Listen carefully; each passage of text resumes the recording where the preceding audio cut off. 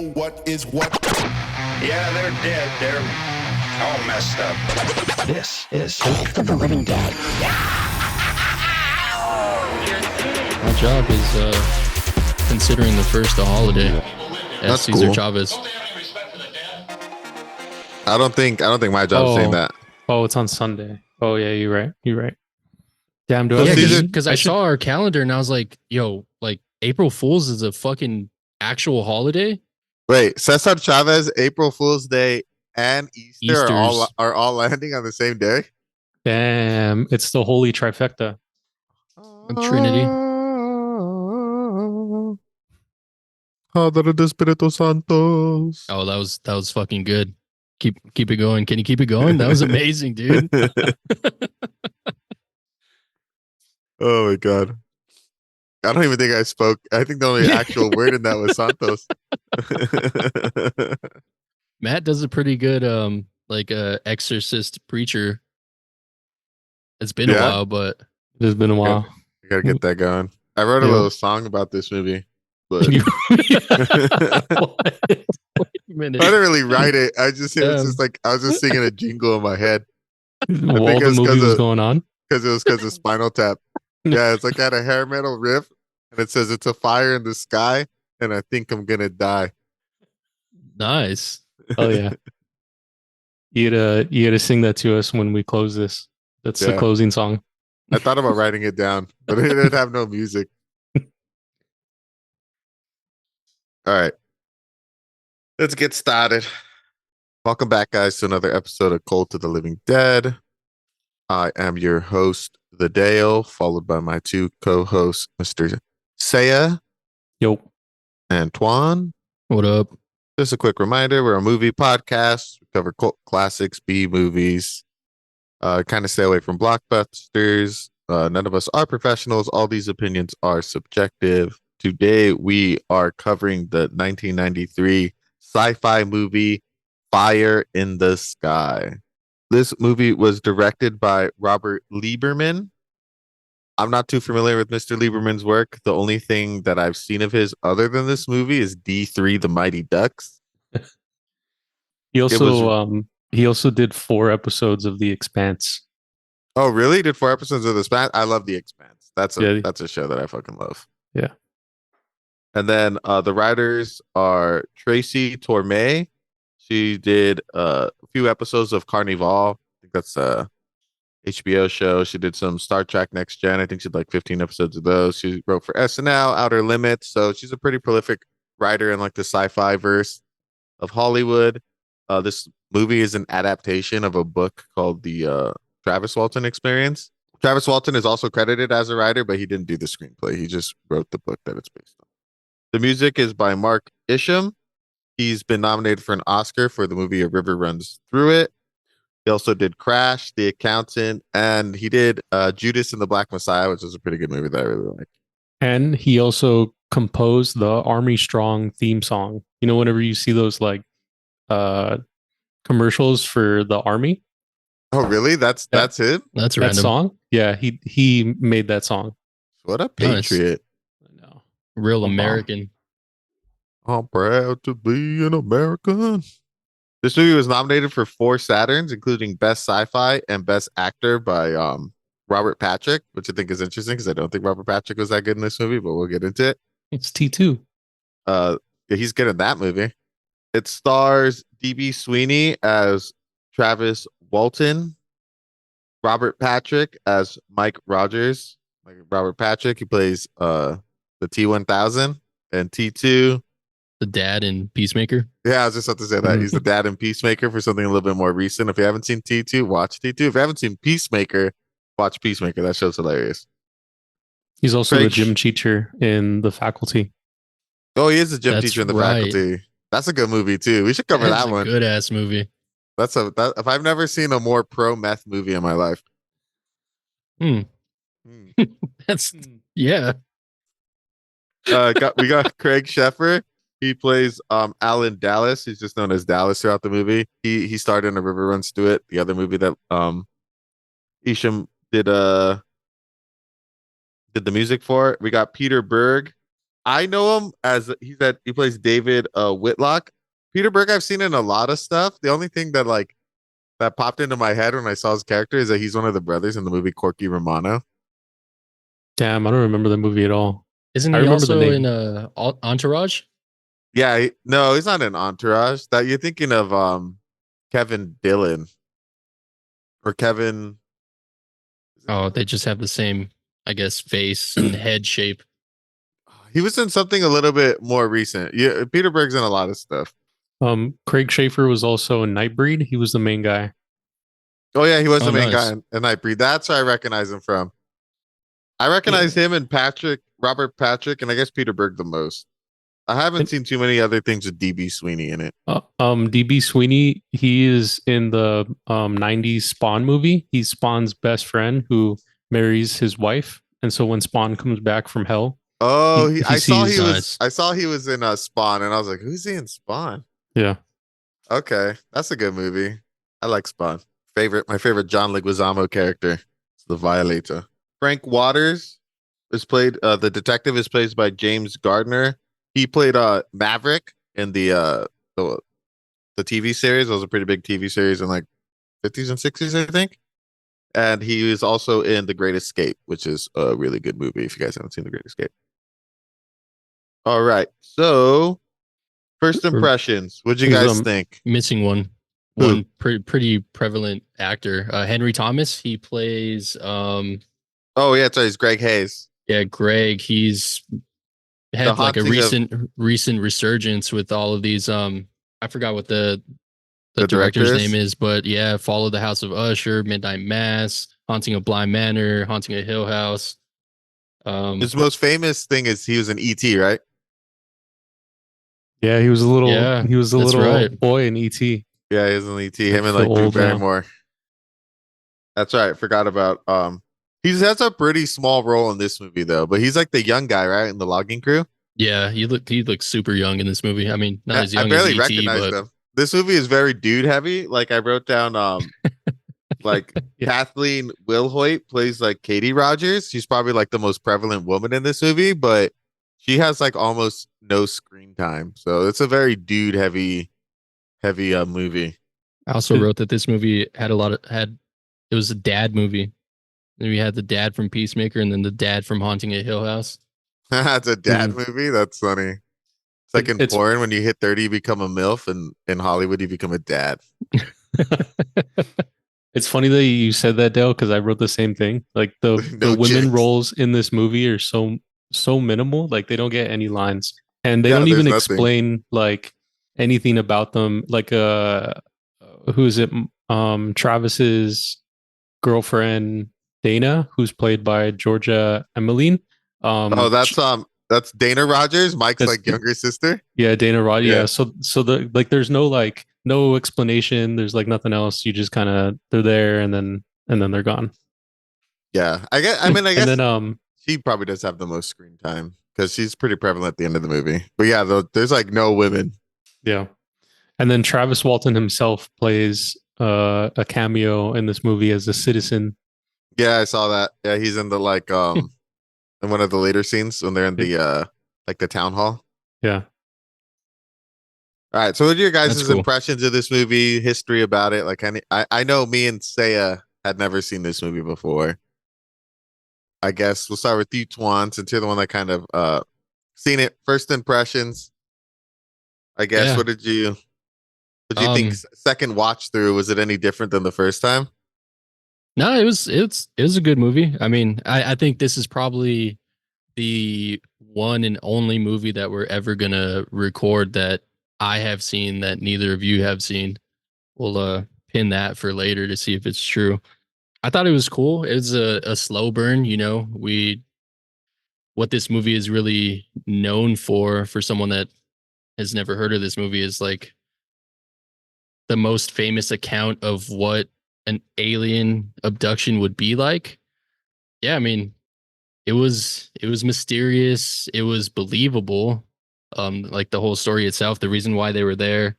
Um I thought it was cool. I dig a good alien movie.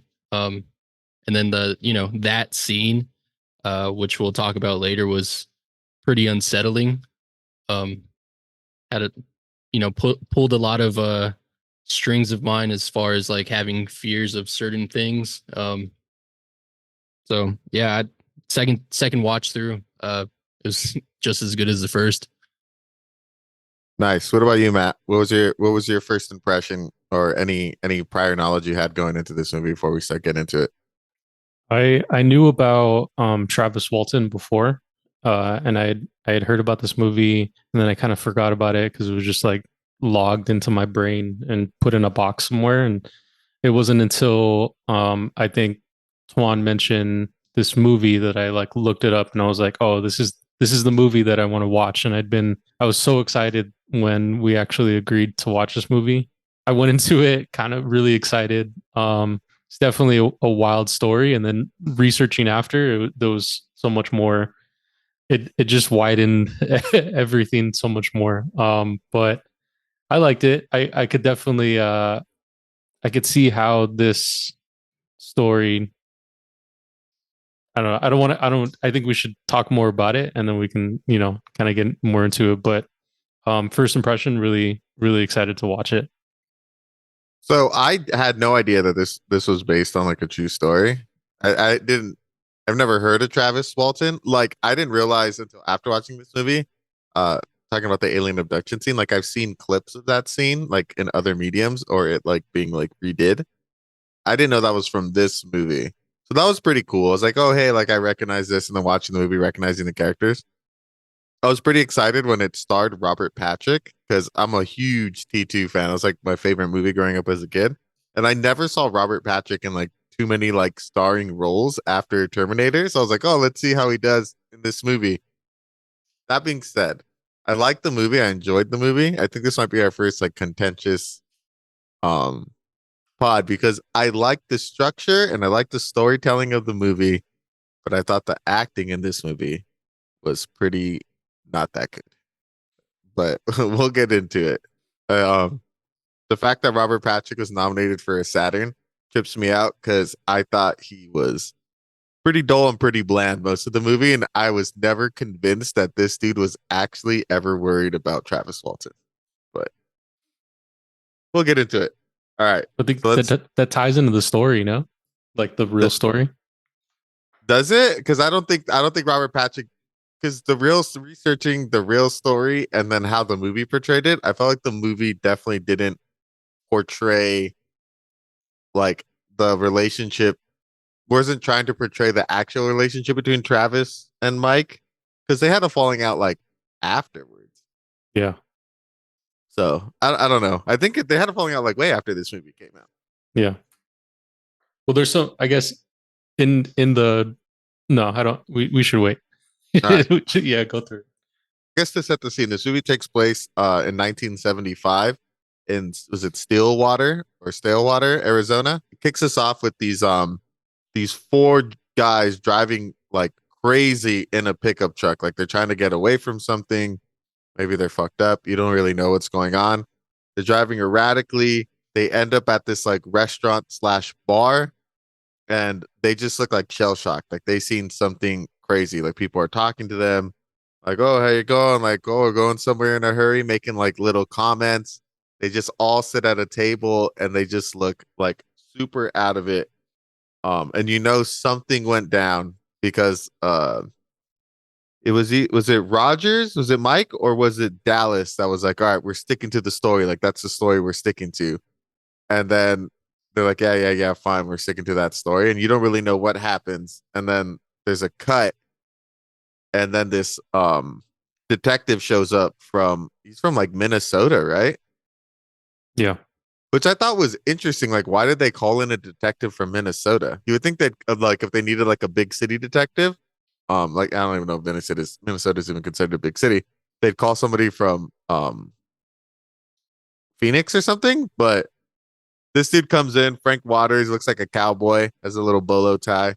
I think Go ahead. I think they brought him in because he had like the most amount of closed cases, and like he has a reputation that he's never not closed the case. Yeah, and this was like the craziest thing that they've heard. So they were like, "We need a fucking closer on this. We need an expert." Did you Yeah. guys catch that super racist quote from that side cop? Did he say something about Indians? No, he said No. something about He's Mexicans. yeah, Latinos, Mexicans, yeah. The Yeah, I heard that. I was like, and then I paused it. I I was was like, like, wait, when damn. did this take place in Arizona? And I was like, oh, 75. That's about right. yeah. Yeah. I mean, even today. Yeah, Arizona don't like our kind. That's for sure. All right, so then this is where we're kind of introduced to like Mike Rogers and Peter Berg's character, right? Whitlock. They seem to be like the two like main dudes, and they're retelling the story to Frank Waters because the local cop is like, Frank, you got to hear this story. Like it's something crazy. Like you got to hear boys like retell them what you told me, and then you get like a flashback. And I thought this whole movie was going to be in flashback form, but it's not. But you get this flashback, and then boom, we're at the Rogers house. You know he has kids. You know he's going through financial issues. Him and his wife are always fighting. He has this contract with the National Forest. I guess he's a lumberjack. I don't know if he's a lumberjack or he's For just a loggers. logger. I don't know what the difference is. I think a lumberjack is when there's one. A group of loggers is when there's multiple. Is that I'm gonna take your word for it. I don't know. I feel like they both cut down trees. I don't know. Logger is the plural for lumber, Yeah. For lumberjacks. for lumberjacks. It's when a crew of them mob together, it's loggers. But if there's Okay. one, What just if a lumberjack. a lumberjack is someone that lives in the woods? A logger is someone that traverses to the woods to work. Oh, maybe that could be it. That sounds better. So We can go with that one. They're No, group we'll of go with loggers. plurals.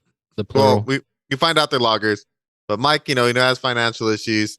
Doesn't want to talk to his wife. He's got his mortgage on the line with this contract that he has with the National City. So tensions are high.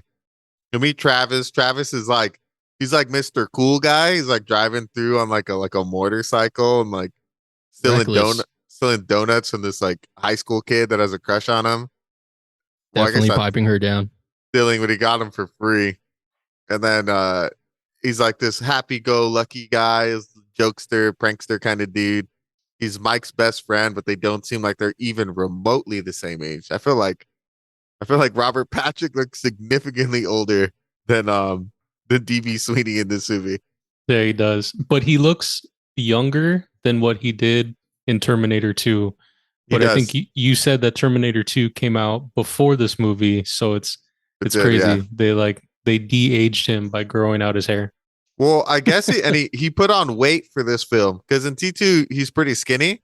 True. So he bulked up to get this role because he was getting tired of being typecast as like a bad guy because he was so good as a bad guy, which is I think maybe this is my fault or maybe he's just too good about Robert Patrick in this movie. He's really good at playing a bad guy, but him playing a not bad guy, I'm like, dude, I'm not convinced, bro. I'm just not convinced that like you give a fuck about this dude. Yeah. So then they meet up with Travis, find out they're best buds. Travis is in love with his homie's little sister, which is fucking suspect, bro. Like you That's don't weird. date your best friend's little sister. Like what the fuck? But anyways, that White people that's shit. like they have a weird dynamic like that. And even Mike tells him like straight up, like, dude, I ain't gonna let you date my sister. It's like I don't know. I don't know. He keeps pursuing her. Not a good homie. Then we find out that they're logging crew. So he loads up the truck. He picks up the other guys. You got this beef between Dallas and Travis. They don't like each other. They don't really explain why they don't like each other. They just don't like each other. So do you think Dallas is a vet? Because he has, or maybe it's just the jacket of the times. Because he has like an army jacket with the like private symbol. I'm pretty sure, and he wears a bandana, and it's takes place right after Nam, and the dude has mad anger issues. I would probably assume that just based on who his character is, and he's kind of like described as like a drifter dude who just kind of like came in, and he's like not a homie, and he's not even from town. He's just kind of like a guy who came in to work. So I could potentially see him as a vet. That's what I was thinking, but it never goes into it. But Yeah. I like Dallas's character. I think he's my favorite. I think Dallas is the most convincing actor in this whole movie. He's so angry, and I feel like anger is such an easier like emotion to play. So yeah, everyone else is really like kind of mellowed out. It seems. Yeah. Yeah. Apparently on the set, everyone hated Sheffer because he kept showing up late and would have like an attitude about it. Yeah. The director was like, "Fuck it, it fits with this character," so he like let it slide. But like he kept showing up late to shoots, so everyone was getting fucking pissed. He's a fucking method actor, bro. Method act. Yeah. That's funny. Fucking He's a method thespian. actor. Yeah, like John Berthenol, like he's like a bad drama nerd, but he always Mhm. plays like a tough like Italian guy, but he's like a mad drama nerd. it's it's funny. All right, and then they're finishing up. We know that they're it looks like they're not going to meet their deadline with the forest, and they're kind of freaking out because the national forest is gonna like find them and then like not pay them, and that's where we kind of have that Mike Rogers is like mortgages on the line, which is crazy. Like, damn, dude, put your mortgage on the line for a fucking job, like Jesus Christ. But I don't know. I've never been that broke before, so I can't judge. And then they're leaving the work site. It's the nighttime, and then we see like this red glow in the sky, and everyone's like, "What Almost is like that? a What's a fire. light? Fire in the sky?" Some might say it was a fire. It was blazing. Everyone's kind of Definitely tripped red. out. They're like, "Oh, it's got to be a fire," and they're like, "Oh, well, we might have to pull over and camp." And Mike's like, "Well, this is the only road in and out of this forest, so we'll see. We'll see. We'll try and get out of it, and if we can't get out of it, we'll have to like pull back and like camp because I guess there's no way of going around." Then we figure out that it's not a fire, and they see like this flying saucer thing. I really like the design of the spaceship in this movie. Did you? I Looked like thought an it looked avocado. to me it looked like a mushroom. Looked like a hard-boiled egg, like a deviled egg. I like the bottom portion of it because usually they're like really sleek, and this one looked kind of like organic. It had like a bunch of cracks in it, like almost like a brain. Yeah, it was like an Textured. organism, like a Yeah, it living was- thing. You know what Rib it kind for of your it kind pleasure. of looked like? It kind of looked like a Metroid. Like a Metroid. Yeah, did you guys ever play any of the Metroid games? Yeah. Yeah, it kind of looks like a Metroid, which basically looks like a jellyfish without the tentacles. Yeah. I But can see also that. shaped like an avocado. I thought it was more mushroom shaped than avocado shaped. Because it was like it had like the I don't know The the head- out like the the- outside and then the bulb like almost like bottom? the pit of an avocado. Yeah, I could see that. And then Travis jumps out of the car like a fucking idiot. He's all like happy, like, "Oh man, what is that?" Like fucking white people shit, dude. Like, why would you do that? What do you Like mean? I would hop out if I saw some Would type you? of crazy light coming out from the sky. I would I would go leave you check it to out. die. That is fucking dumb. You would be the logging crew, and I would be Travis Walton. I would be abducted.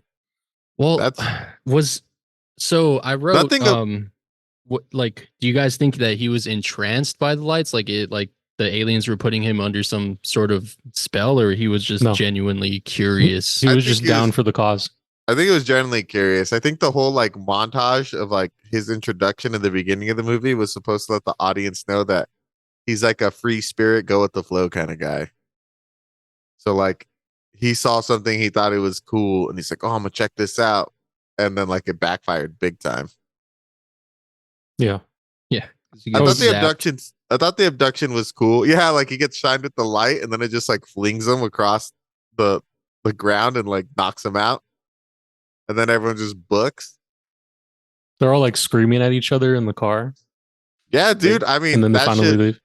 that shit's creepy as fuck. And then it's like shines a light on your homie, and then just flings him across the room. I'd be pretty freaked out too. Yeah, I mean, what's there to do at that point but to book it? And then they book it. And then Robert Patrick's character is Mike. Mike is kind of just like, "What am I doing? Like, that's my best friend." He's like, "I'm going back to check on him." And everyone's like, "Nah, fuck that." And he's like, "Well, if you don't want to go back, get out of the car and I'll come back and I'll pick you up. I'm going to go check on him. Like, I can't leave him like that." They go back. He's gone. The ship's gone. And then we come back to the present with the detective kind of like, "Okay, that's your story, huh?" So it's like 5 guys go out and or 6 guys came out, 5 came back.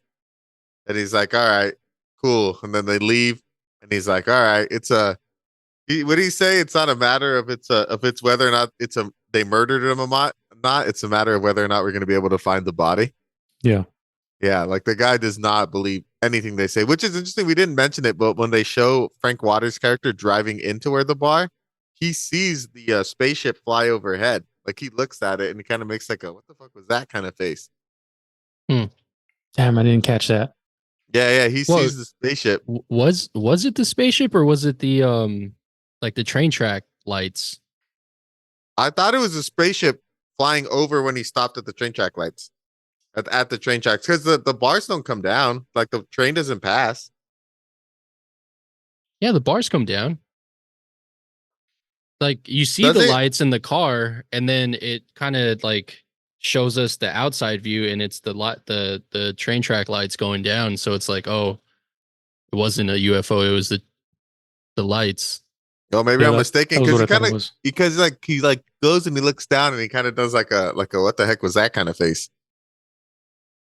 Did you guys catch the headlines on the National Enquirer magazine that they pulled out of the truck?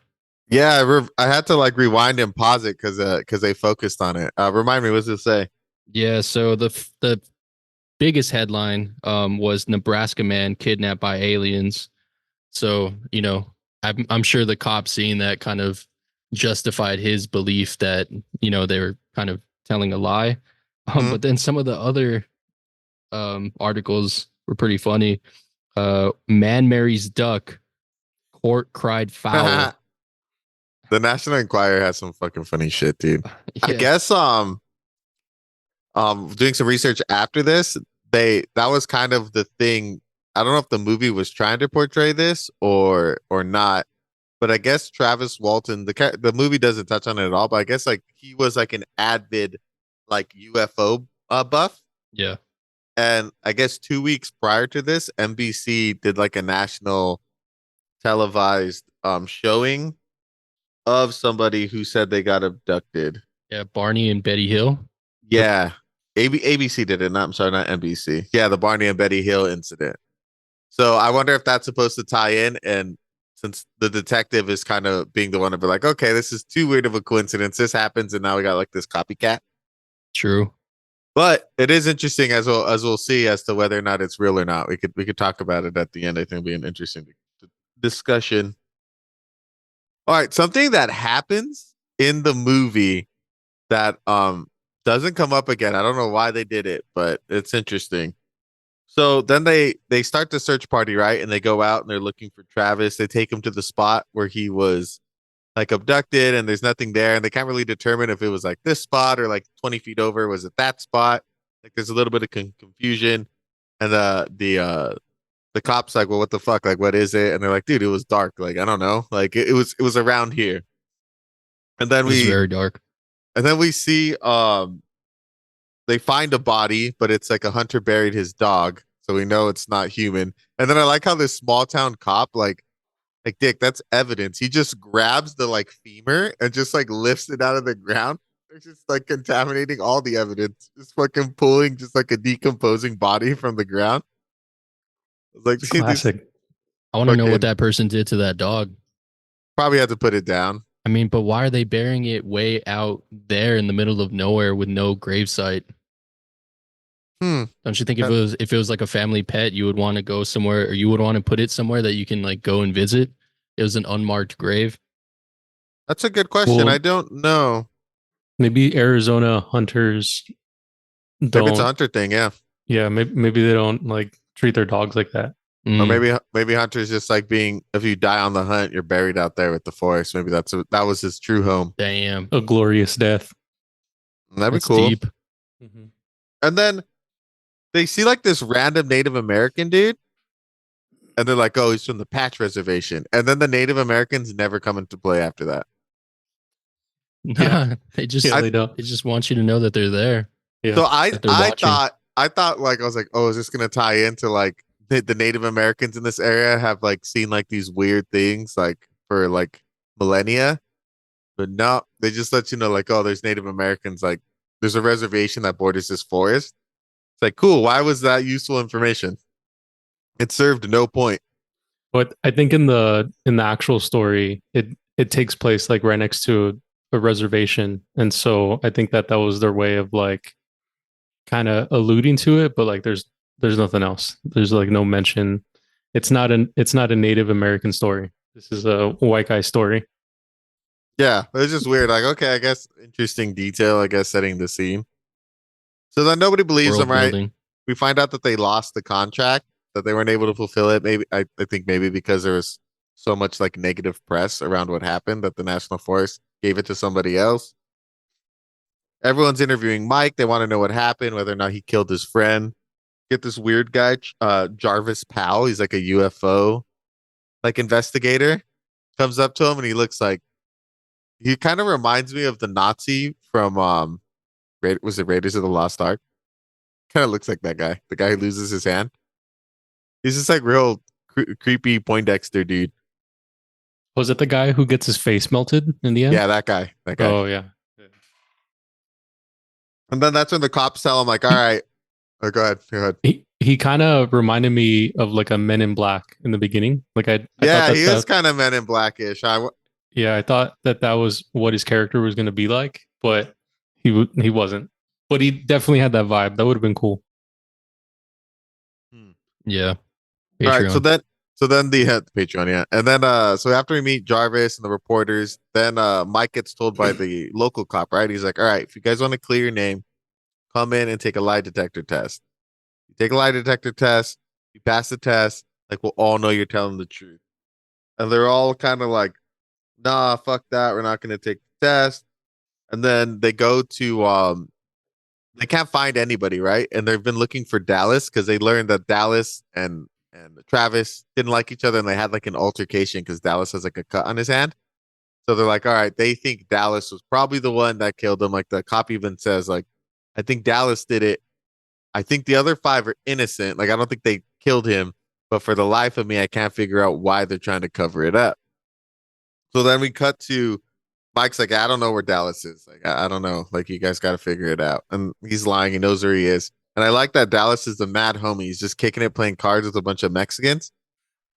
They're just chilling, partying, fucking playing cards. Yeah. And then they go. He's invited to the carne asada. Yeah, he is invited to the carne asada. He's a real one, dude.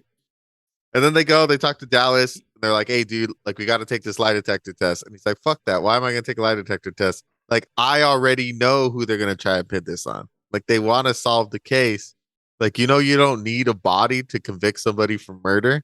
I did not know that, but I guess that's a thing.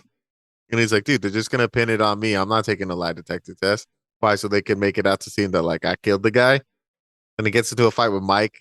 And ultimately he decides to take the test, right? Yeah, they do. All of them. Would you guys take a test? Would you take a lie detector test in that instance? Of course. Yeah, I feel like if like Yeah, I I knew would. what was true, like something that I saw with my own eyes, and I believe that it was true. They weren't like up there fucking tripping on acid or smoking the jazz cabbage. They were just a little tired from logging, but I mean they're relatively like level-headed guys. I would have taken that test. What about you, Matt? Would you taken it? I would take it. I mean, in this situation, yeah, I would take it. In other situations, probably not, just because lie detector tests like aren't consistent all the way through. So I think in 75 they didn't know that though. But yeah, I know like today they didn't know that. They're Yeah. like lie detector tests are actually like not 100%, but nothing's really 100%. Yeah.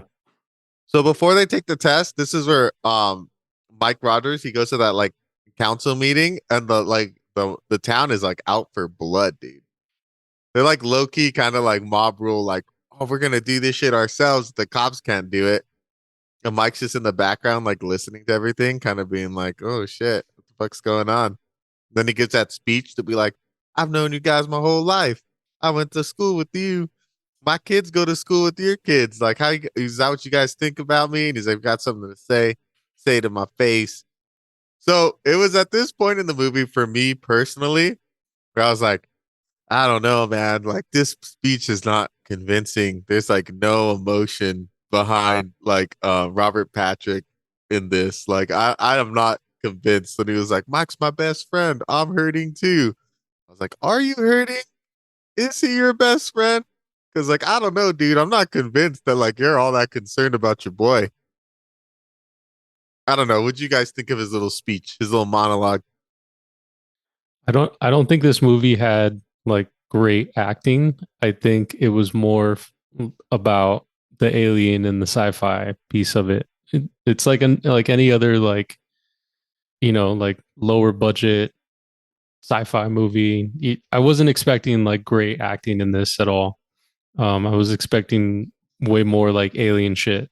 And I mean we get that later on, but it wasn't. I agree. It wasn't like the best. He wasn't too convincing. I don't think that the acting was bad. I just think Robert Patrick was bad. I think the guy who played Dallas Schaefer was really good. I think the guy who plays Travis is pretty good. I think Frank Waters, the guy who plays the cop, was really good at playing like a hard nosed detective. I just think Robert Patrick, in particular, did not do good, and he was the leading man. Hmm. And 50% of a movie is acting, so Yeah. you can't go into a movie just expecting half of it to be bad. So it's a weird way to watch a movie. You don't do that. You Fuck don't no. like automatically assume like, damn, I think this movie's probably not going to be good, but I'm going to enjoy it for like a specific aspect. Oh yeah, I mean, I guess that, but like, there's plenty of movies I've seen that are like lower budget movies that have good acting. Like almost all indie films are that. Yeah, I guess I just wasn't expecting this specific movie to have like good acting. I mean, I don't know about you guys, but I thought that speech from Robert Patrick was Oscar worthy. I felt it. I felt Did like you I was really? there in the town hall meeting. Are you trolling, or you really did? You would have put down the torch and you would have like joined him. Yeah, I would have joined him. I mean, he knocked that shit out of the park, bro. You think He did calm everybody down. Right I can't tell if you're being serious or not. I mean, like I don't know. I kind of I get what Matt's saying. Like it's Robert Patrick, bro. You shouldn't be expecting this fucking. But he's not a bad top actor. Tier fucking I just don't think he was good in this role. I mean, how good did you need him to be? He played some dude that was all tripped out that didn't know where his fucking friend was, and now all the whole town's against him. And he's like, what emotion did you want him to convey? Did you want him to start crying on screen? No, I wanted him to convey an emotion. I don't think he conveyed any emotion in this role. I think he was pretty bland. I mean, maybe it was such a traumatic experience. Play other characters like. I mean, we were talking about The Walking Dead earlier, but he plays like a small role in The Walking Dead where he gives like a similar speech, and he crushes it in that episode. Well, he's way older. I guess that's true. He's just better at it. He's better at his craft. Yeah, I guess I could see that. I mean, I guess there's a reason why he didn't get too many roles, right? This was like early in his career, I think. I don't think. Yeah, it was like right after T2, so. Yeah, so he was still he was fresh. He was green. I mean, he did his job though. He was, he did what needed to be done, and he gave a speech and he calmed the whole crowd. Everybody was like, "Yeah, okay, why not? He didn't. We trust this guy." I guess. Did they trust him? I think just no one had the balls. No one had the balls to confront him. Even his wife was even in the crowd. Yeah, his wife was in the crowd. That was fucked up, dude. Yeah, I was like, what's his wife doing there? Like, is she low key trying to like get information? I'm like, but she hates him. Like, I don't know. That was weird. I caught that. I was like, his wife's there? What the fuck? Divorce papers. I mean, yeah. I mean, he even they don't like each other. That shit's obvious. And then it was different back then. Yeah, no, for sure. Like, people didn't really get divorced back in the day. You just decided to be miserable, or you became an alcoholic, or both. yeah. And then, all right. So then he gets the speech, and then that's where he's like, "Fuck it, we're gonna take your lie detector test, and we're gonna pass that shit, and y'all are gonna feel bad because that's my boy." They take the lie detector test. The questioning was pretty funny, asking about the UFO, whether or not they murdered him or not. Pretty regular questions. And then we find out that everybody told the truth and that Dallas's lie detector test was inconclusive. But that dude was like sweating balls the whole time he was taking that lie detector test. Probably coming down off a bender. Probably. He's probably all drunk, just all hungover. Like, what the fuck? And then I like how Mike had their back though, because they're like, well, one of it came inconclusive, so we can't give you the results. He's like, oh, fuck that, dude. We took your test. Like, we're not taking another one. You know, whether you believe us or not, that's on you. You know, that's your pedo. We're getting out of here. Like, fuck you guys. He told the cop, like, fuck you, dude. Basically, without saying that. Yeah. But then we find out, he's like, hey, they all told the truth. And even the cop, like the local cop, he's like, hey, I believe those boys. They say what they saw like that happened. And then the detective is like, nah, I ain't convinced. And then we get the phone call, right? Yeah. He calls Mike and like, who's on the line? And his wife is like, yeah, someone's been calling all day, a bunch of crank callers. And he's like, all right, I'll answer it. And it's Travis. They find Travis at some gas station, butt ass naked. And he's all tripped out. I thought him, like, he played a good job of being fucking scared and like confused and like lost. Like when his girl keeps trying to like touch him and he just like starts screaming. I was like, oh shit, that was pretty creepy. Yeah. It's like trying to avoid her touch. Yeah, he's just like all fucked up. And then when they get him to the hospital and he just has a like thousand yard stare, and you're like, oh shit. Like what? Like, damn, this dude saw some stuff. Like before they take him to the hospital, though, they bring in the UFO guy.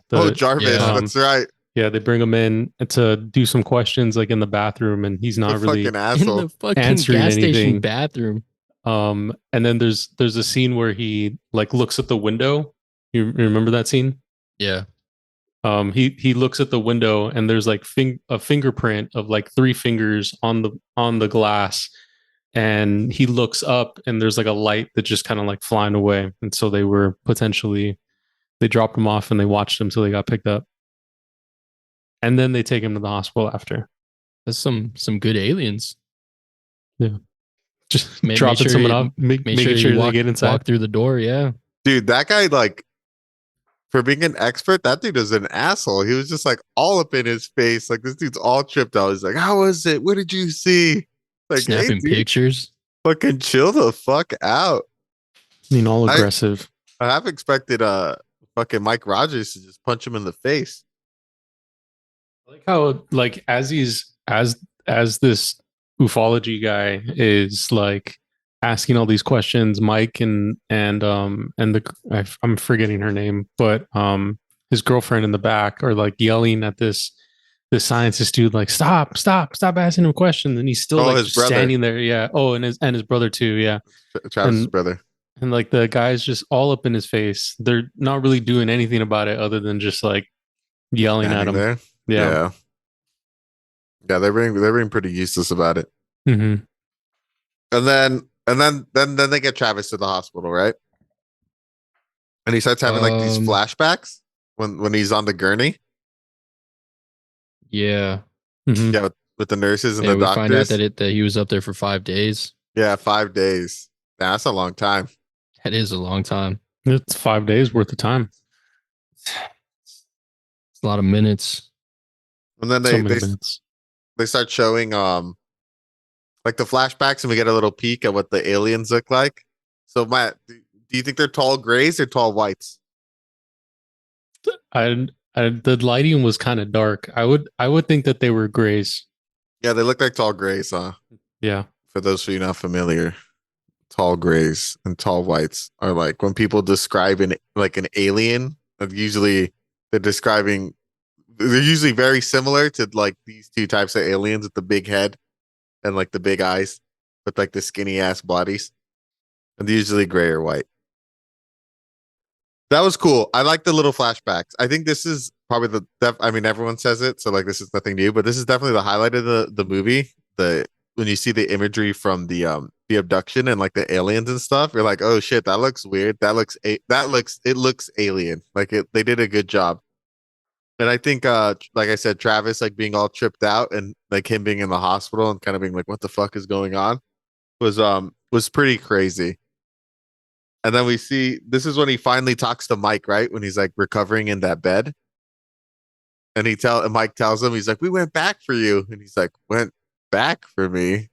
He's like, you guys fucking left me there? And he's like, yeah, our bad. And then he's like, actually, no, it's your fault because your dumbass got out of the truck in the first place. I was like, damn, bro, like, I mean, That's victim blaming, dude. you're not wrong. No, he's not wrong. It is his fault. He fucking got out. Yeah.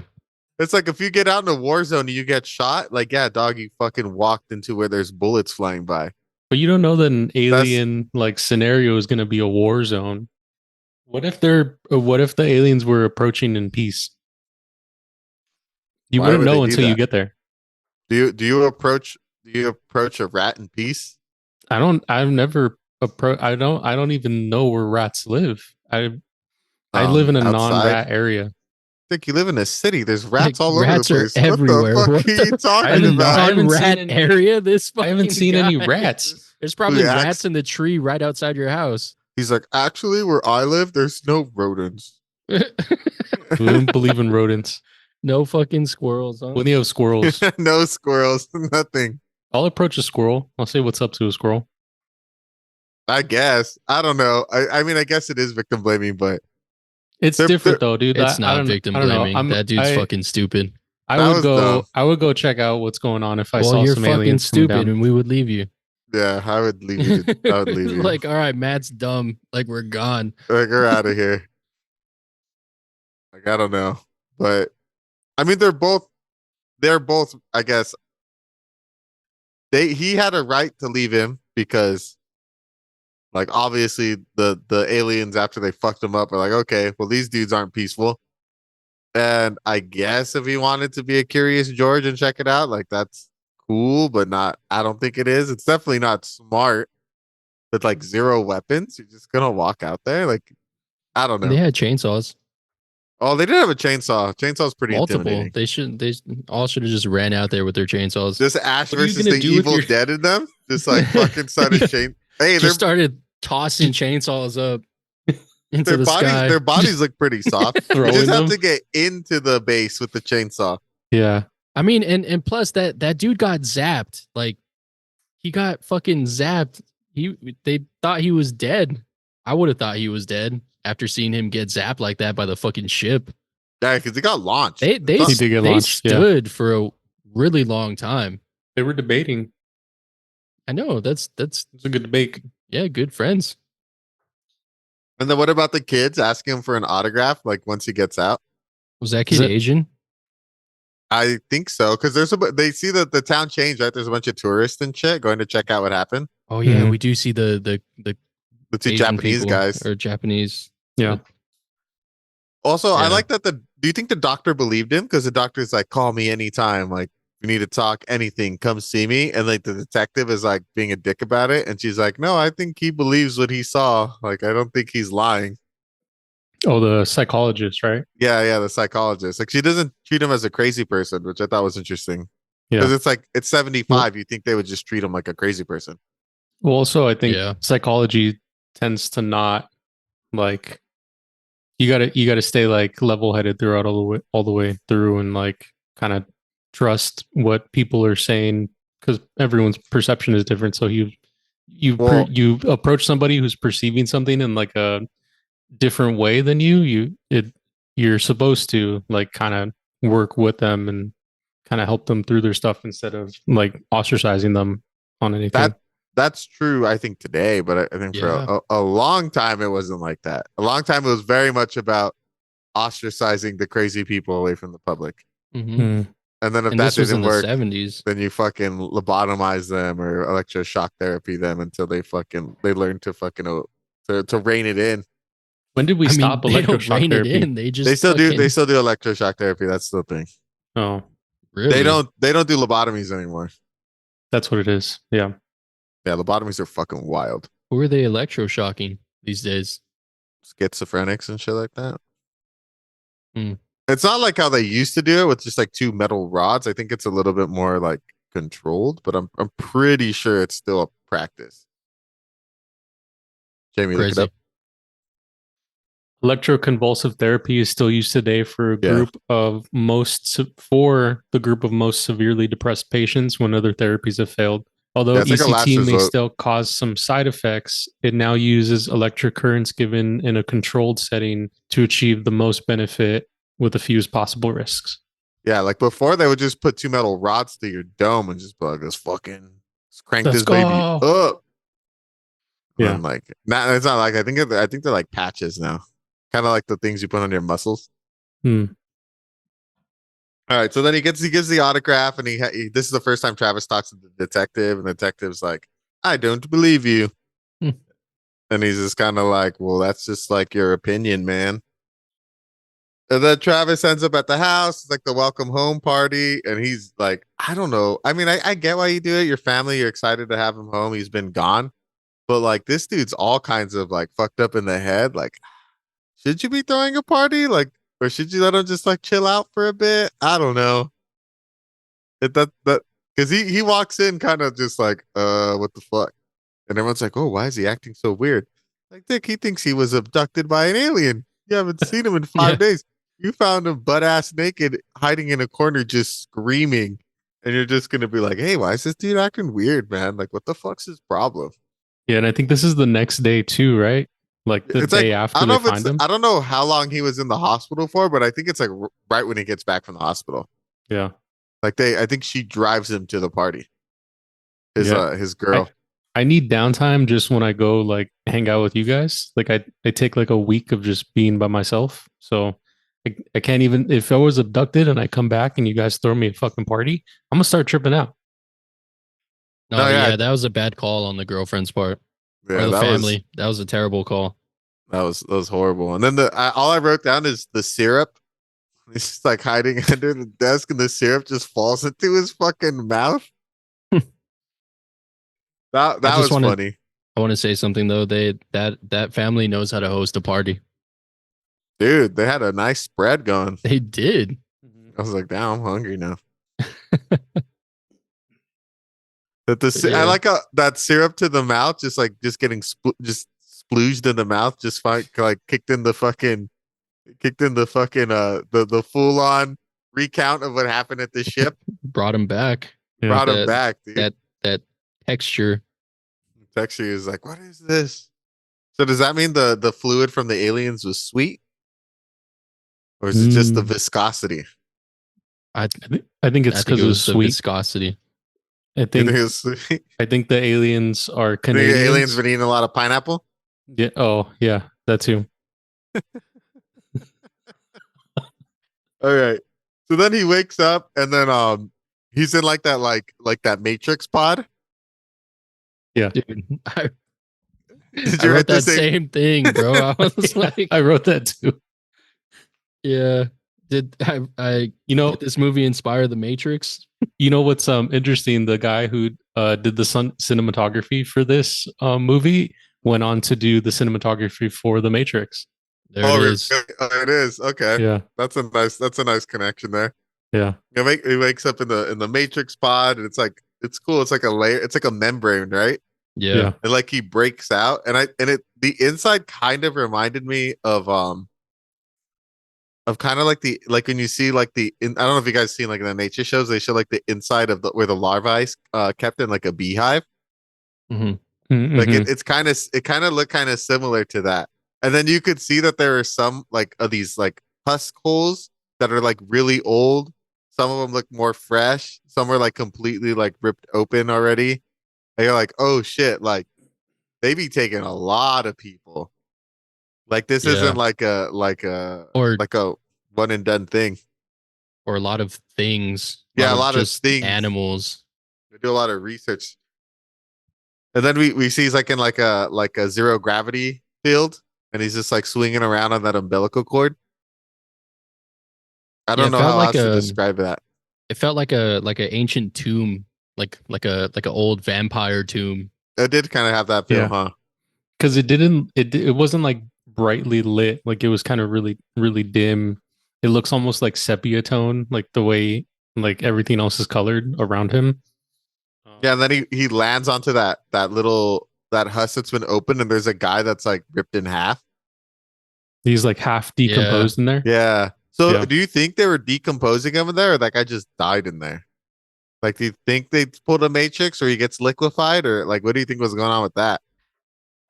Because it looked like his stomach had like a big hole in it. Yeah. I think maybe they did a little bit of experimenting and then they just put him back in for later. Oh, maybe. Like when you They make just like half a died? sandwich and then you put like the other half in the fridge. I'm fat, dude. I- I eat my I whole mean, sandwich, what the bro. fuck? I don't know what you're talking about. Not a half sandwich kind of guy. No, I'm a leave the fucking knife on the sink in case I want to make another sandwich kind of guy. Yep. Give it a quick rinse because I don't want to get the mustard and the mayo. And then he How bomb was that guy though? How bomb was he at just traversing this who, like Travis? Like, he like learns it unknown? immediately. Yeah, he's just so fucking bomb at it He's right like, I used to away. rock climb. Nature boy over here, just fucking George of the Jungles it, just like starts swinging everywhere. And I like That's how impressive. the ship's like a shithole. There's just like a bunch of like debris and garbage all over the place. I Like, think it's all the these- debris that they pick up whenever they pick up people. I think that's what it was too. It's like, damn, you don't have like you don't fucking sweep, like fucking. Nah, you they're got too guests smart for over. that. Aliens don't believe in sweeping. They believe in Apparently. science. Not house trains. They don't. Scientists they can be don't kind of messy.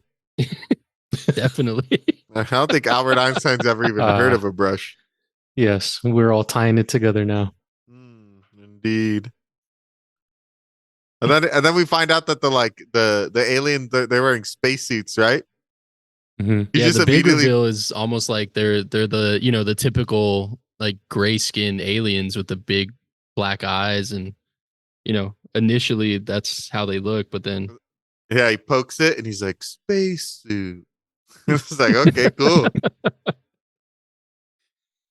Just And a then little bit of exposition for you, verbally said out loud. just like, okay, that's cool. I like how like when he opens it, it looks like the inside of the spacesuit is almost like skin like. I'm like, Yeah. oh, I wonder if it like molds to their skin when they put it on. Because then we see the alien, and then all I wrote down is Benjamin Button alien. Because I felt like this alien looked like an old ass baby. Yeah, he did. Really like tiny, tiny beady eyes. They just come out, they surround him. He just fucking kicks that one alien in the face. he's all bomb. Yeah, He is all dude, he's bomb. just like, I'm down to scrap. I don't give a fuck that I'm surrounded. I like how they surround him. Did they? I don't remember. Did they have weapons or they just surround him? They just surround him. Yeah, He just fucking high boot kicks one to the face. And then they grab his ass and they throw him on the table. That was weird. And they put like that like skin over him, like latex, and it just like sucks to his belly. Mhm. And they just stab him in the neck with that thing, and then they bring out that contraption that like fucks up his eye. Yeah. We're That- kind of flying by the scene, but like there's so much that happened. I mean, one of the things I'm sure you guys caught it, but so when they throw the guy, when they throw him on the table, and he's screaming, obviously he's like fucking tripping out, and one of the aliens fucking smacks him. Oh yeah, You guys that's catch right. that? They He did just fucking smack him. smacked the shit out of him. Like, shut the fuck up. They do roughhouse him. I like that the spacesuit is like, it looks like your typical like alien gray spacesuit where it's like a big head with big eyes, but then their actual like alien self looks like one of the toys from like Small Soldiers. Oh, it does look like that one toy. Gorgons? Yeah, it looks like a Gorgon. It does look like a Gorgon. Yeah. That's funny. Nice. Good callback. What else happens in that scene? Because this is like the most famous This is scene, the part of this movie. scene. Yeah, this is like Yeah. what makes this movie the cult classic that it is. Well, they put some like petroleum jelly, That's right. brown petroleum jelly in his mouth, and In then his they mouth? shove a fucking like metal wire down his throat, which that's That looked gnarly. horrible. That looked gnarly as And fuck. then they inject his neck. Yeah, they Terrible just fucking needles. stab Fuck him. needles.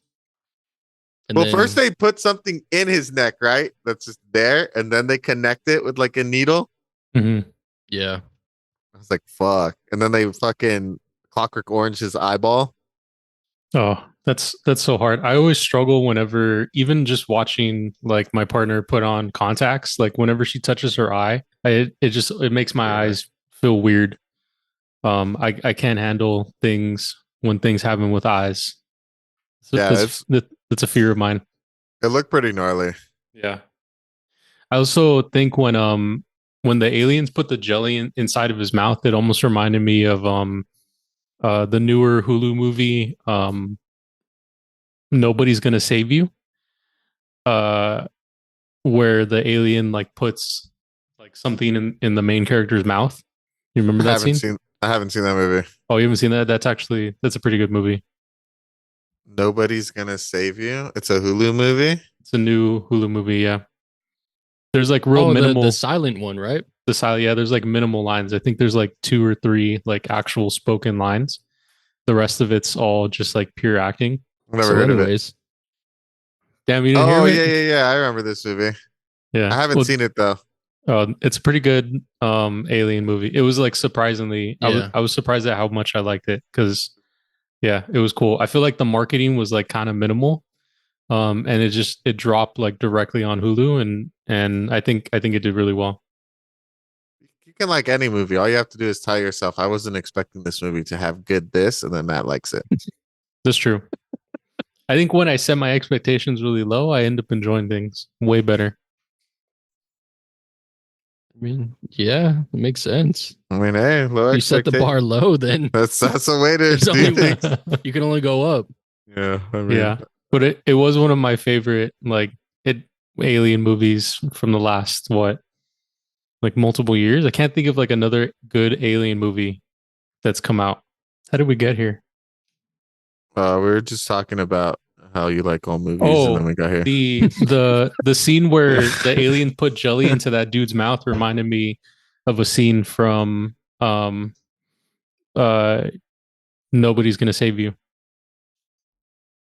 Cool. Like I could see how there's like a I could see how there's like a similar kind of like they pulled from that. I mean, yeah, it's pretty gnarly. They just like fucking just they viciously just Title IX his ass. It's pretty bad. The goop to the mouth.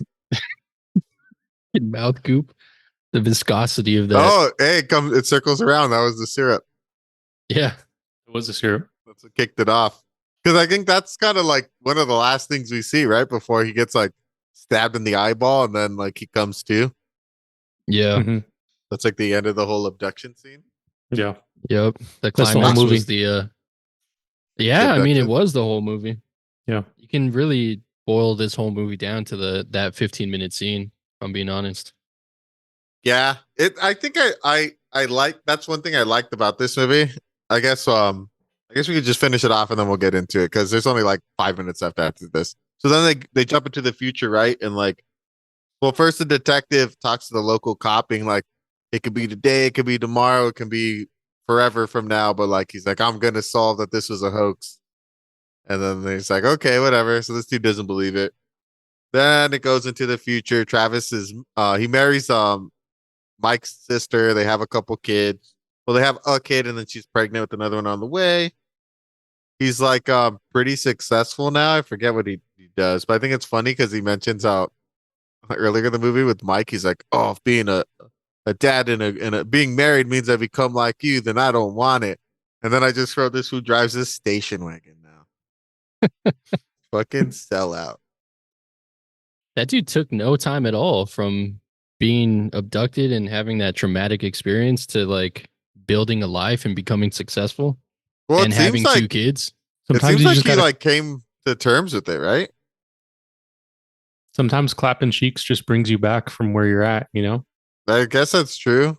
Yeah. If you're having a bad day, just clap some cheeks. You're having a good day. Yeah, that's true. Yeah, he had that post nut clarity. Mhm. He's like, holy fuck.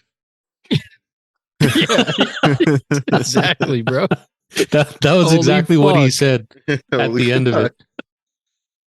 I'm fucking Mike's sister right now. Yeah, and then just being the not only does he start banging his sister, but then like he just stops talking to Mike like altogether. He just stop being homies. It's like this dude's gone. Time to fucking impregnate his sister. Pregnate her. Don't invite him to the wedding. Don't even tell him that she's like that he's an uncle now. Nothing. Fuck that fool. Damn, does he not For know? 2 years. I didn't catch Yeah, that. he doesn't know. He goes up to Mike's cabin and he has like long hair now. He's looking like real fucking country. Yeah. And he's like, yeah, she's got another one on the way. He's like, another one? And he's like, oh, you didn't hear? Like, yeah, we got a boy. We named him Michael. And I guess he named him after his homie, but Yeah. I guess they drove back to where he was abducted and they like reconciled and he's like, what are we doing here? And I don't know. I guess it was like his way of being like, yeah, like I've come to terms with what happened to me. And then he makes a joke like, oh, they want to abduct me again. I don't think they like me. And then the movie ends. That was it. Mike went from a logger to a lumberjack. Yeah, there it is. He's a lumberjack. Yeah, he had a cool little cabin though. His spot was dope. Mhm. Was it? I don't know. Like as a Forest vacation cabin. It home. looked like a fucking outhouse. Built it himself. He was just a hermit, just living out there. Lumberjack. Lumberjack. I thought the last bit of this movie was pretty abrupt. I thought it would because like the Well, but whole Climaxed. them looking the- for him, and then you have like the abduction scene, Mhm. and then all that was good, and then the movie's just like, all right, it's over now. I thought it was Yeah, a Happily weird ever after. like a weird transition. Like they needed something to like link between the abduction scene and like him like getting happy ever after. Like it just kind of stops. No, I don't know. I thought it was none of that. I thought that was weird. And You're asking for too much. to back it up, Robert Ebert also had the same take. So I don't know. Oh, Maybe Oh my god. All right. I'm just Goddamn. that Whoa, guy. God. Chill, bro. am I the Gicano Ebert? Maybe. I won't be the judge. I'll let the audience say, but we'll see. No one's gonna say that. Okay, Mister. Every movie's good. When I watch a movie, I expect it to be garbage. So then it's like this was really cool. I think All right. the transition from his flashback to current was definitely jarring, and then the ending is just kind of Ending slow. sucked. Yeah, Ending sucked, but yeah. I don't know like where that. else they would have like fitted in. Yeah, I like that there was Yeah, like they let us know what happened to them afterwards. Oh yeah, that's right. The like little like Mike got divorced. Now Yeah. his life sucks. But Travis, he is successful. His life doesn't suck. Yeah, his life doesn't suck. And then does it say what happened to like Dallas and the rest of them? I forget. I think Yeah, it says Dallas that they died. were, but Oh they yeah, also Dallas died. No, They I take- don't know. I just said that. Sorry. it says that they retake the polygraph test and they end up passing. Oh yeah, they all passed. Oh yeah. Yeah. And some of them passed multiple times. Yeah. So that was cool. It left me with like an interesting question, like whether or not I believe this dude. I guess like when I was doing some research, even in like the UFO like community, like people that are real like hardcore about this, like most people think that Travis Walton's lying. Yeah. Like no one believes him. I don't. I don't know if I believe him either. I guess they're saying that like they were trying to get out of the logging contract through like I guess this would be considered an act of God, so they wouldn't be penalized. Damn. If this is an act of God, does that mean aliens are gods? I don't know. Depends on which like fucking woke religious guy you're talking to. All right, so like this is kind of like my thing with the movie. I thought it was cool. I thought it was interesting, especially learning that it was about a book. I like did a little research on the book. There actually isn't a lot out there about it. Mostly that people think Walton's full of shit. But Yeah. Walton does show Yeah. up to a lot of like UFO conventions and shit. He Still, still tells his like story. I mean, he passed the lie detector test. I don't know if he like knew how to beat one or if that like information was readily available in 75. Like when did they start? When was like the lie detector test Like, when did they start using it? I don't remember, but I looked up the whole like his whole story, and when he Oh, gets 1921. Damn. back, First um polygraph. instead of doing the polygraph tests with the like cops and the detectives, he actually he and his brother got a hotel that was paid for by the National Enquirer, and he basically told the National Enquirer his whole story at that hotel room. Yeah, he sold the story for like $5,000 or something. Five Yeah. grand. And then the next day, National Enquirer reporters and the UFO reporter, re- scientists, brought in their own like freelance polygraph dude who just like travels around with a lie detector machine. And so they interviewed him, and he actually said after the interview that um, that Travis was like lying, and he was trying to hold his breath whenever he answered everything to try to like beat the machine. So I mean, even this like freelance dude is claiming that Travis was like bullshitting the whole way through. The I think there's freelancer said he was bullshitting the whole way through. yeah, freelancer said that he was bullshitting. Yeah, I think it's too much of a coincidence that this took place like right after that TV movie. Yeah. It, yeah, I don't know. So that I don't believe 5,000 him. the National Enquirer paid is worth 28 today. It's pretty good. That's pretty nice little payout for a fake story. That's a nice payout. Shit. Yeah. I'll tell all kinds of lie if I'm getting 28 grand a pop. I do think though that this like I get bringing it out like a little bit bigger. I think that this unfortunately could be used to like discredit people who may have potentially have gone through something, or people who like claim they really believe they went through something, because I think you can kind of point back and be like, well, this guy was lying just to make money. Like, who's to say you're not lying just to make money when there could potentially be another story that's out there. Well, if you tell your story and you don't sell it to the National Enquirer, and it's like I wasn't doing this for like financial gain. I'm just getting my story out there. Then I mean that could be it. I don't know Yeah. how many people make money off of You don't their not alien anymore. abduction stories, but I mean we listen to LPN a lot, and they constantly talk about how people who've been abducted and decide to talk about it, like their life usually gets real shitty real fast. Yeah. Like it doesn't work out for them.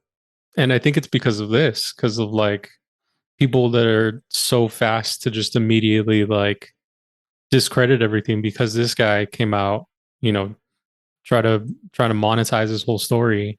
I think he Well, I fucked mean, it like up for everybody. I don't know if that's true because we ABC showed that story about those two people. What were their names again? Barney and Betty Barney Hill. and Betty Hill. Yeah, about the Hills being abducted. So like, it's not like uncommon. So I don't think him writing a book like fucked it up because I mean, literally 2 weeks before ABC did like a national televised like dramatization retelling of what happened to Barney and Betty. So Yeah.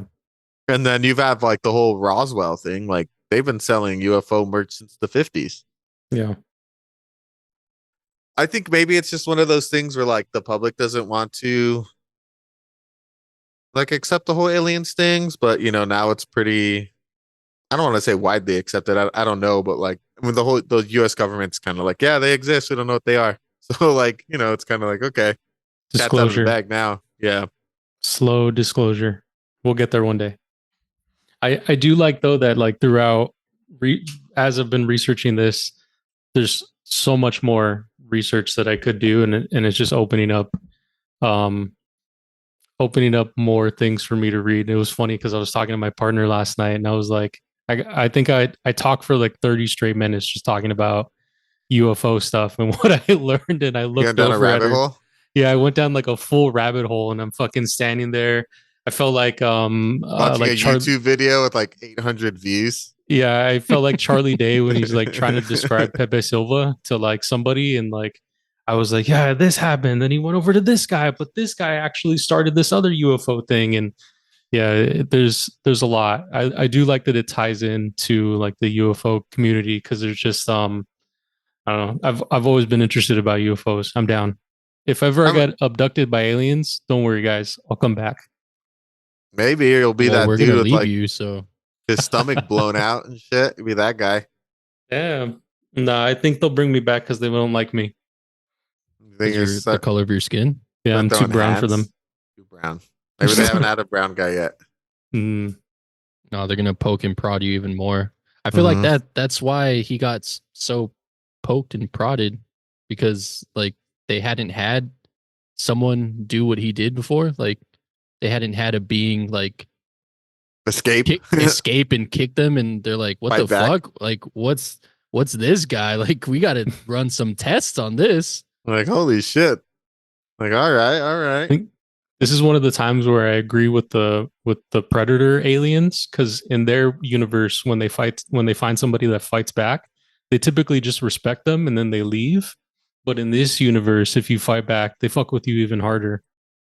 Well, I mean, he survived, right? He didn't die like the other guy. Predator aliens don't just leave. They hunt kick you. back and they study you even more, and then they they hunt you. only leave if you kill one of them. Then you gain their respect. Yeah, and then they dip. Just fighting back doesn't gain their respect. Just fighting back puts you in like a duel with them. Yeah. I all right. I meant fight back and like actually like do beat some a damage. predator? Yeah, like beat a predator. Yeah. We haven't really talked about it, but is this a cult classic? I was just about to say that. That's so funny. Man, we're fucking locked in. Fuck.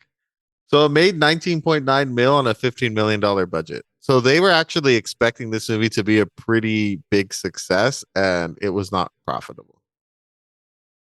I mean, it technically made 4.9 mil, but I think that's not a lot because I think everyone gets a cut.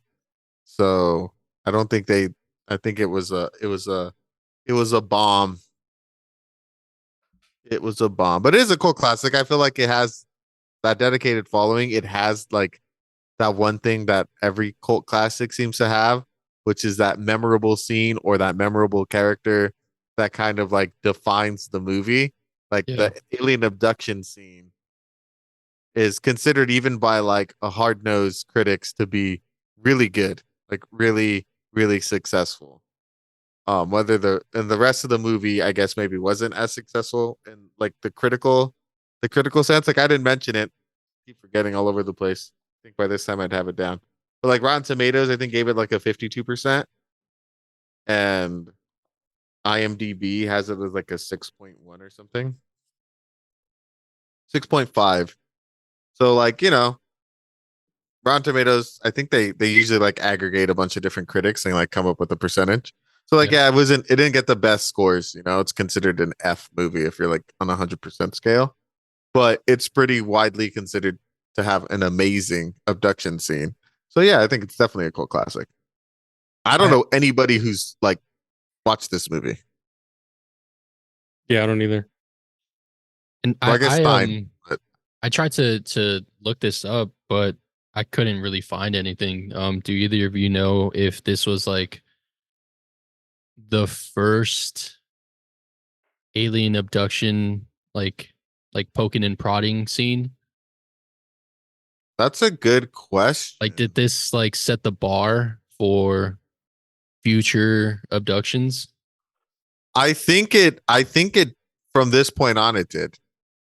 I'm pretty sure that's what made it famous is that it became the new gold standard. Like when you think of alien abductions at like outside of seeing this movie, before I saw this movie, when I thought of an alien abduction, it was always like experiments, testing, poking, prodding, fucking sticking things inside of you. And I don't know if this movie was like the reason for that, for the general public to like have this idea of what an alien abduction would be.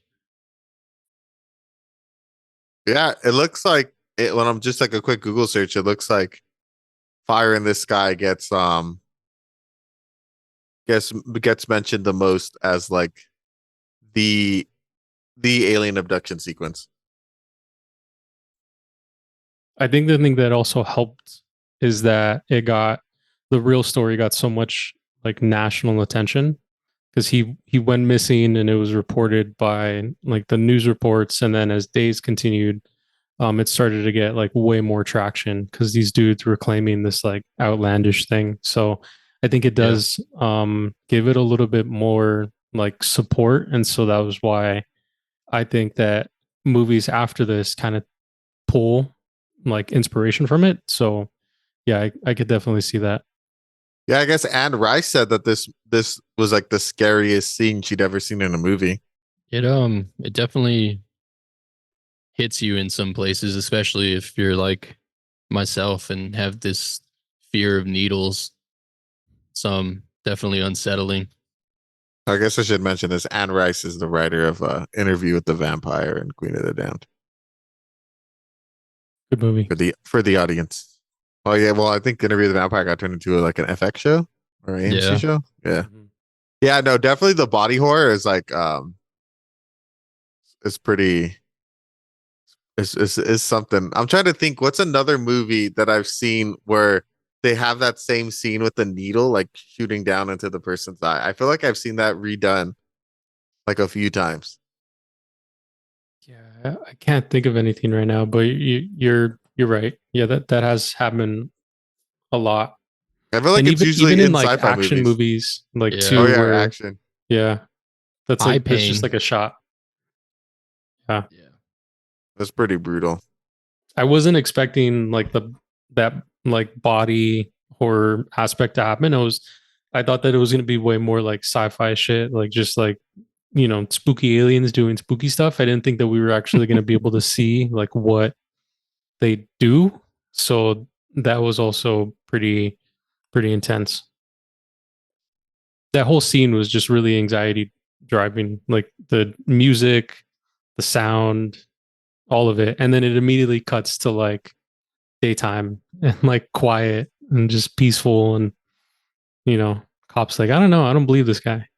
Yeah, no, it was good for sure. Yeah. Like I know I've talked bad about the acting, but like I guess we get into our reviews.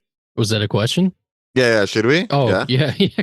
Go All for right, it. I guess I'll start. Like I know I'd been like I kind of been down talking, making fun of this movie, but uh, as like a story, I thought I really enjoyed the story of this movie. I thought the structure and like the pacing of it, except for the end, were pretty good. Like I enjoyed it. Like I was intrigued. Like oh shit, like seeing the whole dynamic, small town, guy gets abducted, like group of buddies are like freaking out, like trying to figure out what happened, and the town's reaction, and then you got this like detective that's kind of on their ass. Like I thought that whole aspect was cool, like little tidbits that happened, like Mike's sister like left their house because she lived with them and moves in with Travis's family. I'm like, oh, that's kind of weird. Like that has an undertone of like nobody really believes his friends, like his own sister's like, I'm gonna go live with his family. Like that already, I was like, okay, that's good storytelling without having to explicitly say something. I was like, okay, that's pretty cool. It's just the acting I thought was kind of mid. I didn't really like the acting. I liked the story, didn't like the acting. I think that's what frustrated me about this because like I feel like I wanted to like this movie more, but there's just parts of this movie where the characters I think were trying to convey something they didn't do a good job of doing it, and it kind of took me out of the film. So there was like that type of stuff where I was like, okay, this didn't convince me. Like the scene was cool, it was written well, the dialogue was cool, but the acting just wasn't up to chop. So it kind of took me out of the scene, and that kind of frustrated me. And then the ending kind of sucked, but the alien abduction scene was really cool. So I'm struck. Like I liked the story of this movie more than Into the Mouth of Madness, which I gave a B minus. But I think the acting was better. But I think I would say it's a B minus, like an 8. I'd give it an 80%. I like the story more than Into the Mouth of Madness. It's like the other horror sci-fi movie that we've seen. But I thought the acting in that movie was better than the acting in this movie. But I thought the pacing and the storytelling were better in this movie than they were in that movie. And they're both strangely based on books. So I'd give it a B minus. I would recommend it to people if you like sci-fi. It's definitely a good sci-fi movie. If you're not a sci-fi fan, but you you like a good mystery type movie because it does have a good like what happened kind of mystery. I thought was really good in this movie. I'd say it's a B minus. It's definitely a recommend. If you're not into these types of movies though, like sci-fi or like mystery, then I probably wouldn't recommend it. But What do you think, Matt?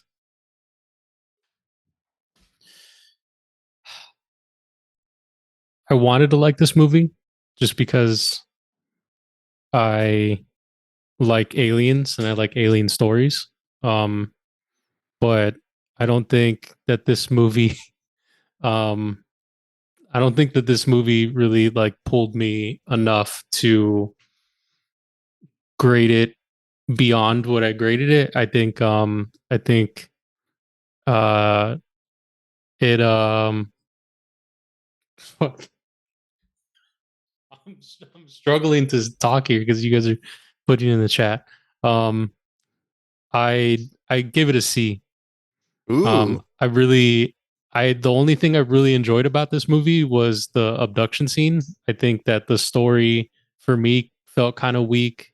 I think the acting like was definitely weak. Even though I like went into it expecting like not amazing acting, I think it was even like I just really didn't enjoy any of that. The only thing I really enjoyed from it was just the abduction portion of it. Um I don't think I would recommend this movie unless you like want to see like a really like a scene that's like really influential to like following UFO movies. I think that's you know if that's the only reason why I would like recommend this to anybody to be like, yo, like you want to check out this like crazy abduction scene, and like that's pretty much it. Because I think story's kind of whatever. It's a little weak, and yeah, just didn't like it too much. you know what? I agree with a lot of the points you made. Maybe I might have to say it's a C plus, maybe not a B minus. Might be a C plus. I definitely like it more than Season of the Witch, which I gave a C minus. I think I said that movie was like a 70%. But Yeah, yeah, I think because I don't like Patreon. it as much as I like Into the Mouth of Madness, and I gave that movie a B minus. Like I thought that movie was just overall more enjoyable experience. So maybe I'll switch. I'll say it's a 78 C plus. Go ahead, Twan. Twan So had some reactions to that. So I think I'm a little surprised, honestly. I was taken back by that grade. me too. Damn, fucking edgy, bro. I'm You sorry. just edged me. I'm sorry. Um,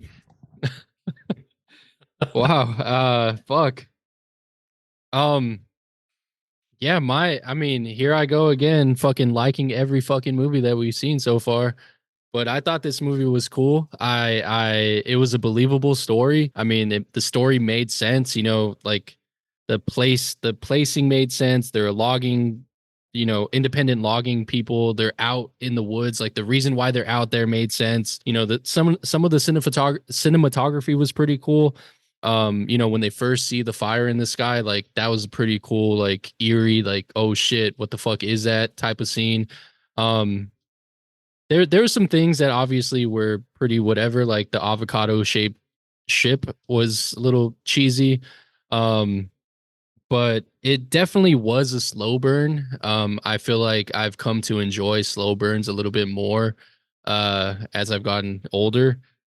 Um, but yeah, that scene, the one scene that everyone talks about this movie, like that scene holds so much power in this movie, and I think that scene alone carried this movie. It was worth it in the end. It was worth the build up, at least for me. Um, and I would give this movie a B minus. It was enjoyable. It's a cool alien flick. I haven't seen an alien abduction scene like that before this movie. Um, and yeah, I think just the impact that this movie probably had on, how we think about alien abductions carries a lot of weight. Um, and yeah, I would recommend this movie to other people.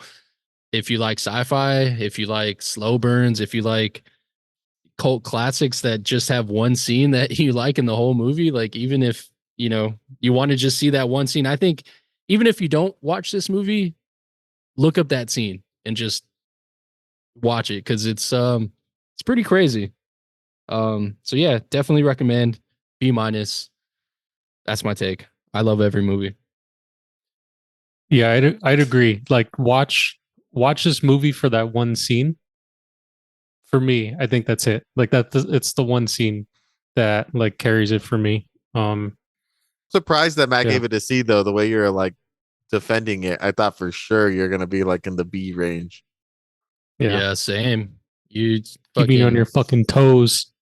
damn. You're coming to bat for it. I was like, damn, really? He really liked this movie. I was like, I mean, like it wasn't like terrible, but like it wasn't like anything to write home about.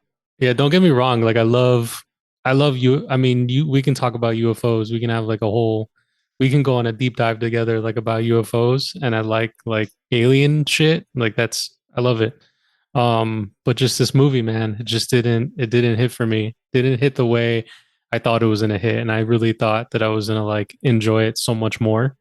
But you know what though? I didn't. It's dawned on me now. This is out of all the movies you've seen, this is the first movie where I caught myself like glancing at my phone like periodically, and I was like, oh, this movie isn't really grabbing me the way that I thought it was gonna grab me. mm-hmm. Yeah, But- it did the same to me. Or like there were points in time when I was like thinking about other stuff during the movie. All right, thank you guys for joining us for another episode of Cult of the Living Dead. Catch us next time. We will be covering the cult classic movie Eraserhead. I have been your host, The Dale, followed by my two co-hosts, Twan and Saya. Catch you all next week. Bye. Bye-bye. Bye.